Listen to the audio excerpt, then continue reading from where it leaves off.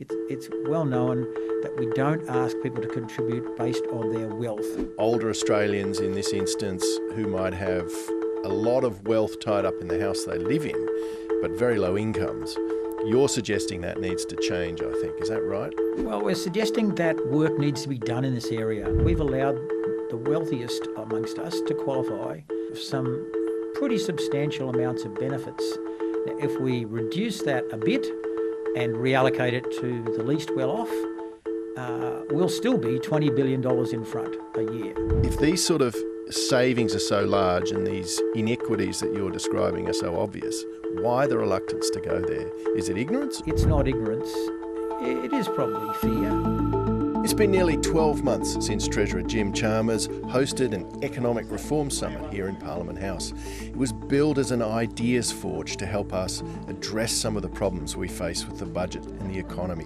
Since then, we've had a budget. It forecasts 8 more years of deficits.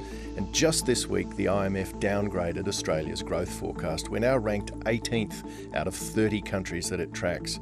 Meanwhile, Deloitte has also assessed that we're looking at the weakest period of economic growth since the early 1990s. The question is, are there any new ideas to help us address some of these issues? I'm Jacob Greber, here on Ngunnawal Country at Parliament House. Welcome to Insiders on Background. Joining me today is Peter Harris. He's a policymaker, a public servant and, fair to say, an economic reformer with some runs on the board. He was appointed by the Labor government back in the early 2010s as the Productivity Commissioner. And now the Productivity is, of course, the country's and the government's independent economic think tank. I think that's a fair way to describe it. Peter joins me now from Maroochydore in Queensland. Welcome. Hey Jacob, how are you going? It's great to have you on. It's one of those topics, and having you as the former Productivity Commissioner, I've always got misgivings about using the word productivity in any kind of journalism. I don't put it in headlines. I don't put it up high in lights because it sort of has this effect of turning people off, and it shouldn't. No, I don't think it should turn people off, but today it's a very overused term as well, if I could say that. It sort of depresses me to see the term productivity put in every government press release, every speech, as if everything is going to contribute to productivity if we can just bend it or twist it in the right way. It isn't the case. The most important things that contribute to productivity are fairly well known. We just don't know how much they contribute to it, but they're primarily things like education and innovation, long-term learning, adaptation, competition, technology improvement, stuff like that. And we need to put a bit more effort into that area. But of course, I would say that as a former chairman of the Productivity Commission, wouldn't I? You would. And of course, I think the thing that sits over the top of it, and I was just alluding to some of these weaker economic forecasts that we're facing, it very quickly comes back to this issue that we don't have enough productivity in this country. And I think we're now, we used to have good productivity in the 90s. It got a little bit weaker in the 2000s and it really stalled in the last 10, 15 years. It's been a while since you've had that job. Has anything changed in that performance? Are there any signs of hope in there at the moment? Well, I don't want to be terribly pessimistic, but I wouldn't say productivity has recovered to the kinds of levels that we need to sustain ourselves long-term income improvement.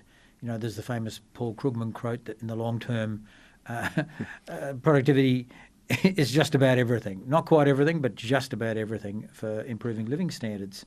And historically, we've depended on this, not just us in Australia, but all the world's developed economies have had this singular advantage of something somewhere in the economy that every time you invest another dollar in capital or another dollar in labour, you get $1.01 or $1.02, a 1 to 2% improvement from somewhere that you didn't really target at all, but we've continuously had that to the extent that, for example, our budgets in Australia, our federal budgets, have included that as a sort of natural facet of the economy for 30 or 40 years.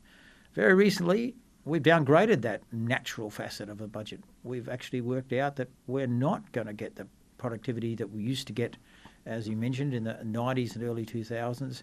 We're not going to recover to that without some kind of activity, some kind of effort. But we haven't made that effort at the policy-making level. Well, we did have that economic reform summit. It was, funnily enough, originally called an economic or productivity summit. They changed the name of it, again, I suspect for the reason I said, which is the name tends to deaden people's interest. But it's been 12 months. Do you think we've progressed any of those ideas that we saw come out of that summit? Oh, I think we have done some useful things. Whether they've come out of that summit or whether they were a sort of a longer-term context of appreciating that productivity has been declining, or certainly has not increased in the way we expect it to increase through the last 10 or 15 years. I think that knowledge, that awareness is there. And there was activity, I think, beforehand. Particularly am taken by the idea that the government's tried to revive cooperation with the states for removing regulations that impede the growth of businesses. They haven't committed, in my view, much money to that. Historically, national competition policy, when we first tried it in the 90s, was commitment for equivalent to $5 billion of incentives for the states in particular to remove the restrictions they had on a lot of our product markets. Today, we probably need to remove restrictions on more of our services markets. Those restrictions have grown up for probably good reasons in the past, but historically they've remained in place.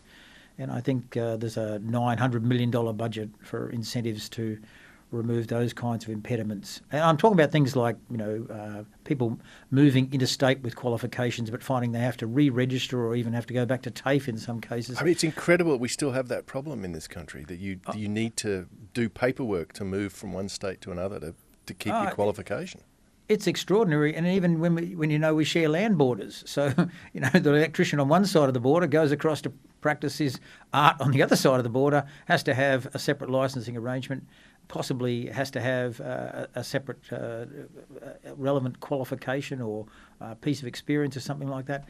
And as I said, there is work going on in that area. To me, it's too slow, too incremental, but that's not to be critical, because having a go at it is the important thing. I just think we should be doing more of it. Peter, I want to come round to the budget, because I know that's an area you've been doing some thinking on.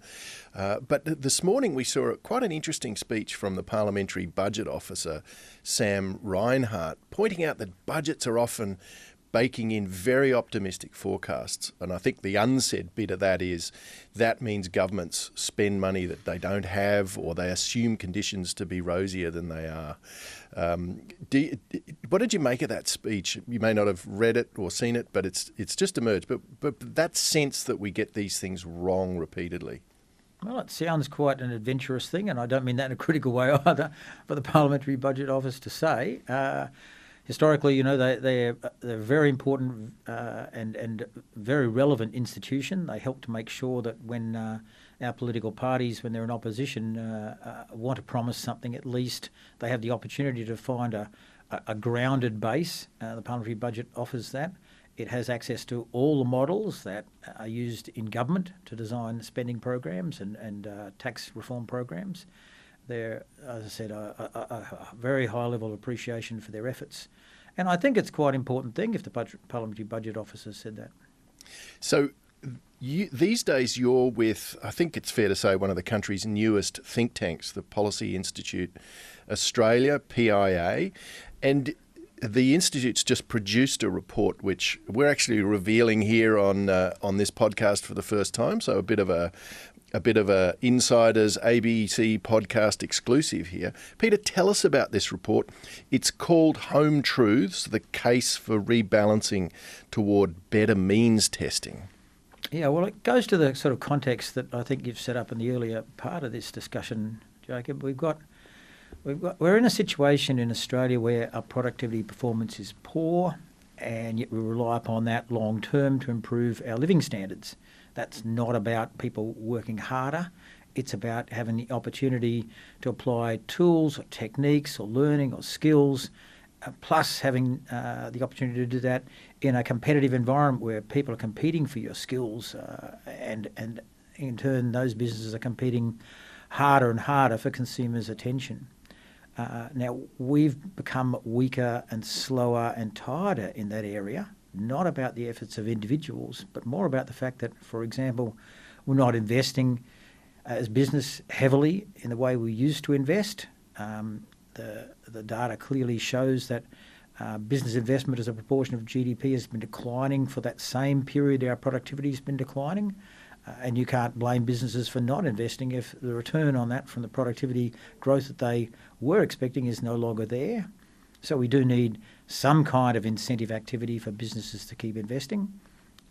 Part of that would be improving our competition environment, without a doubt. But another part of it is likely to be to ensure that the tax incentives that we have for business to invest are clearly not discouraging them. I wouldn't say we have to throw tax benefits at businesses to get them to invest. I just think we have to spend a bit more effort designing our tax system to ensure that we're not disincentivising that investment. Otherwise, people going to work each day, they're not going to get the better tools to apply those skills that they might have picked up in learning institutions. Now, the report where you're making the argument really that we do too much in terms of government policy, supports, whether it's entitlements, whether it's benefits for families, and as you just said, businesses, that these things are not tested for people's incomes. And that used to be something that was really baked into a lot of welfare in the past, I think you're arguing. What's changed and why is it a problem? Well, it does link to this question of the budget structure. So if in our budgeting, our spending and our revenue raising in Australia, if we can't rely on productivity to continue to grow at the rate it has grown, we have to have some mechanism by which we continue to pay for these important social welfare supports. And they are important supports, and we shouldn't be talking about abolishing them or otherwise cutting them back. We should be asking, how are we going to continue to pay for them in the longer term, and are they structured effectively to ensure that the benefit goes to those most in need, and that those with greater capacity to pay contribute more to the cost of those services, given that we're in a budgetary situation where we have deficits persisting by the government's own forecasting into the mid-2030s. So we're always going to be behind. We're not going to be able to pay for all these services ourselves. We don't have the ability to tax in such a way that we can breach that gap, cover that deficit gap. So we've got to think in terms of our spending. Is our spending, particularly in this case our social welfare spending, being directed to those most in need? And are we designing to ensure that those who have the capacity to pay for some of these services contribute a bit more? And that's what, from the Policy Institute Australia, we've spent a couple of months with access to all the best quality data sets that are available on this, designing a revised means testing system.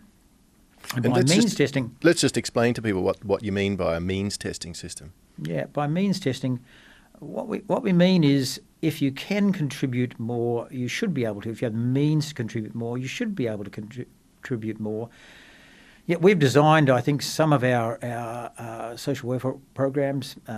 We've, in this case, studied 4 of them, but our age pension, our aged care system, our paid parental leave and our childcare systems, we've designed them pretty much in mind of, with the objective in mind that everybody can get access to them. They're not universally available, but they're very, very substantially and widely available to everybody who potentially qualifies with need. And in some cases, we ask people to contribute more to their access to these services, aged care an example, but we don't ask them to contribute that much. And we've looked at the skewing, if you like, for how your means to contribute is assessed. And what we find, and it's been well known, quite a lot of institutions have written up about this in the past, it's well known that we don't ask people to contribute based on their wealth.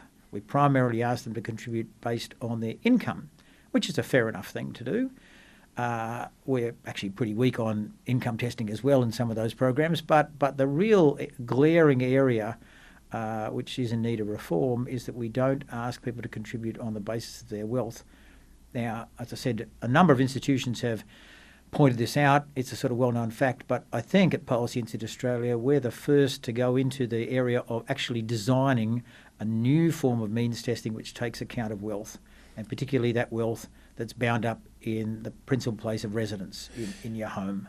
So I think one of the interesting things you've found is that if things were targeted a little more accurately or a little bit more in the way that they were in the past, the budget would be something like $21 billion better off. A year. Per year. So that's quite a substantial amount when you consider that's pretty much what our deficits are. Nothing trivial about it, and that's for 4 programs. There are other programs. I mean, the NDIS is the granddaddy of them all, but which we don't touch, and we don't touch because the data set isn't just strong enough for us to make any real design shifts. Design is shifting again as we speak in the case of the NDIS. But across the 4 programs that we did look at where there's good data available, and that data isn't just how much is spent, it's who qualifies for it and what their asset wealth is and what their income is. So we're able to take that information and design to meet these principles, which are if you have a relatively high level of need and you have relatively few resources, you should get more assistance. And conversely, if you have a lesser need or if you have a higher level of resources, you should get less support. You should contribute more to these programs yourself or not qualify for them at all in the case of some areas where we actually have tests which allow people to qualify for these programs like aged care or paid parental leave where they're earning $350,000 to $500,000 a year, and yet they still qualify for these programs. Now, I would have said that the political class gets nervous about this kind of a conversation because what you're, I think, really talking about is older Australians in this instance who might have a lot of wealth tied up in the house they live in, but very low incomes. You're suggesting that needs to change, I think. Is that right? Well, we're suggesting that work needs to be done in this area. I mean, as you mentioned, the political class, I said to somebody the other day, I'm pretty confident that you'd find a unity ticket, as Bob Hawke, I used to work for Bob Hawke, as Bob Hawke used to call those who are holding hands across the aisle or across the business and unions holding hands together, a unity ticket between every political party in Australia to say, oh, no, we're not going to touch this sort of thing. Don't doubt that for a moment. But we will need to, because our budget outlook, as I said, those deficits stretch out to 2030 or into the 2030s. As the Parliamentary Budget Officer seems to have said from what you were saying a little earlier, Jacob, that's probably optimistic forecasting. There's nothing in the budget structure that suggests how we are going to see that gap, that deficit gap bridged in the future. So we need to start planning now, in my view, to think about how we have better means testing and therefore better targeting of our programs so that they go to those most in need. And as I said, those who can contribute a bit more should contribute a bit more. So if I've got you right, you're sort of arguing that Australia's become a welfare state in part for wealthy people. Well, yeah, I mean, every developed country is a welfare state. It's not something that we should be ashamed of or unhappy about. But yes, we've allowed the wealthiest amongst us to qualify some pretty substantial amounts of benefits. Now, if we reduce that a bit and reallocate it to the least well-off, we'll still be $20 billion in front a year. That's the kind of analysis that we've done. And people throw around a billion here, billion there as if this is kind of just a made-up back-of-the-envelope number. I want to emphasise, Ex-Productivity Commission Chairman, I'm on the board of PIA. I did a lot of mentoring for this piece of work amongst the staff that did it. We have highly professional staff with access to the best data sets. This is a reliable number that could be saved by better targeting how we spend. So is it a lack of awareness, among politicians, or if these sort of savings are so large and these inequities that you're describing are so obvious, why the reluctance to go there? Is it ignorance or is it a third rail that they're terrified of? Oh, it's not ignorance. As I said, many public sector and private sector commentary groups and institutions have identified these kinds of problems. No one's done, I think, the design work that we've done. No one's proposed deep breath, how to actually target some of these quite sensitive groups, recipients of the age pension and aged care sensitive groups. But we didn't just target old people. I mean, I'm an old person. We went for paid parental leave and for childcare too, because this is nothing about, it's not ageist. It's simply about your income and your wealth and how you qualify. But to answer your point directly, it's not ignorance. It is probably fear. But it's a fear we're going to have to embrace because we can't see any other way, looking at the structure of the Australian budget, how are we going to bridge that deficit gap in the future. And governments aren't really talking about that. It's almost become accepted that we have deficits at the Commonwealth level whilst we're, still in a reasonable growth phase here. I mean, we're used to deficits arising in budgets when we have a recession or something like that because, of course, what they call the natural stabilisers, increases in unemployment benefits and other supports kick into play and we run deficits. But right now we're running substantial deficits when we're in a reasonable growth phase. And it's worrying. I mean, I'm not a kind of deficit hawk kind of person. I'm quite used to governments choosing wisely, but still choosing to spend more in circumstances where they think they're investing in our future. But I don't think that's what's happening with our welfare programs. I don't think they're investing in our future. Well, I guess the argument that I hear, particularly on childcare, is that is a productivity policy. One of the reasons you do support families to have childcare is so that women can get back into the workforce. Is there a risk there that you do damage by means testing? Even well-off families, we want those people back in the workforce, I would have thought. There is a risk, but we do analyse that. There's quite a bit of detail in the report on just that issue, and it works out like this. We are proposing to reduce the cut-off point from access to childcare from somewhere around $500,000 a year income across a family to a lesser amount, a substantially lesser amount, a couple of $100,000 a year. In childcare, there's been pretty good studies of this. The incentive for family members who have a child to go back to work is quite substantial if you're a high-income earner. That is, you'll go back because you're going to earn a high income. It's low-income earners we need to be worried about with childcare, that they don't have a substantial incentive to go back to work, and so we need to make sure they receive support. So we proposed in this, even though we're making a $20 billion a year saving, to increase support for the low-income earners, for the bottom 40% of us, and for the higher income earners, and it's really about the top 10% of income earners, to say they either shouldn't get access or they should get a substantially reduced access because they'll still have, being high income earners, a powerful incentive to go back to work. And the data does show they do. In this country, we've had 2 serious goes at applying and then increasing substantially childcare support.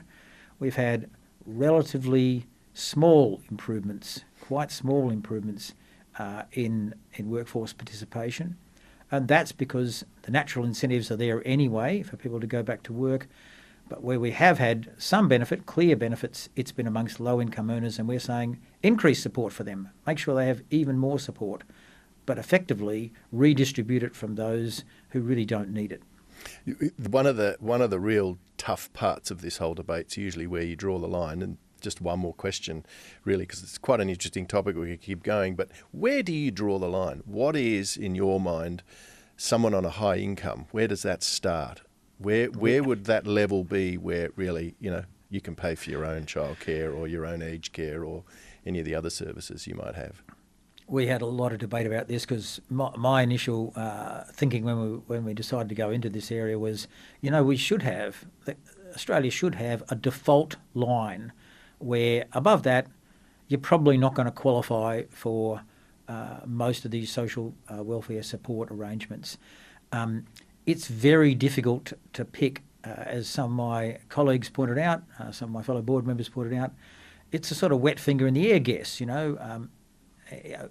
My instinct, having worked in this area on and off for 30 years, is it's about $180,000 to $200,000 a year when most people are saying, gee, above that you probably can help yourself more than require the taxpayer to help you.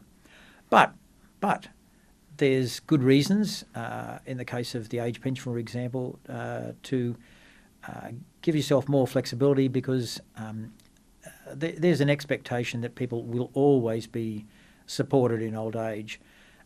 So Yeah, look, it is a guess, as my colleagues are pointing out to me, a wet finger in the air thing, and we haven't gone down that path of saying there's a default. But if you're asking me my personal view, I think it's around that area. And the important thing in my head about having a default means testing mentality is that you should ask the question every time you design a welfare support program or redesign one. You should be asking the question, how does this look versus a reasonable expectation for a means testing bright line? How does this look? You shouldn't have to apply it rigorously and absurdly. You should be able to still make judgments as politicians and bureaucrats leading governments. You should be able to make judgments. But I like the idea that there should be some mentality behind every one of these social welfare programs. It says above a certain income level and above a certain wealth level,